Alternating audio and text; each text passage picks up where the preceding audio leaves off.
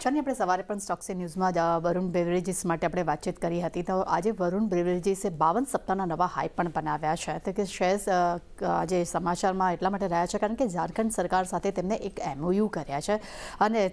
MOU બાદ આપણને એક બાઉન્સ બેક જોવા મળ્યું છે અને કે કંપનીએ ઝારખંડ સરકાર સાથે મેન્યુફેક્ચરિંગ પ્લાન્ટ માટે તેમને કરાર કર્યો છે અને ઝારખંડ ખાતે એ પતરાતુમાં એમને લગભગ 450 કરોડના ખર્ચે તેઓ પ્લાન્ટ તેઓ શરૂ કરવા જઈ રહ્યા છે તે સમાચાર આપણે સમક્ષ આપી રહ્યા છે અને એટલું જ નહીં સાથે તેમને દક્ષિણ આફ્રિકાના તેમની સબસિડરી કંપની ધ બેવરેજીસને પણ તેઓ ખરીદવા જઈ રહ્યા છે અને લગભગ 1320 કરોડમાં જે આ ડીલ થવાની પણ સંભાવના સામે આવી રહી છે અને સામે બ્રોકરેજ રિપોર્ટ પણ ખૂબ જ આપણને પોઝિટિવ જોવા મળ્યા છે તો વરુણ બેવરેજીસ પર CLSA તેમના જે રેટિંગ જે છે તે અપગ્રેડ કર્યા છે અને તેમને બાય રેટિંગ આપ્યા છે લક્ષ્યાંક તેમને વધારી દીધા છે તેમને 1070થી વધારીને તેમને 1419 રૂપિયા પ્રતિ શેર આપ્યા છે અને જેફરીઝે વરુણ બેવરેજીસ માટે પણ ખરીદારીની સલાહ આપી છે અને લક્ષ્યાંક તેમને 1100 રૂપિયા પ્રતિ શેર આપ્યા છે એટલે સમાચારને લઈને આજે આ શેર આપણને સારું એવું આપણને બાઉન્સ બેક થતું જોવા મળી રહ્યું છે અને દિવસ દરમિયાન પણ આજે આપણને આમાં સારી એવી એક્શન જોવા મળી શકે છે.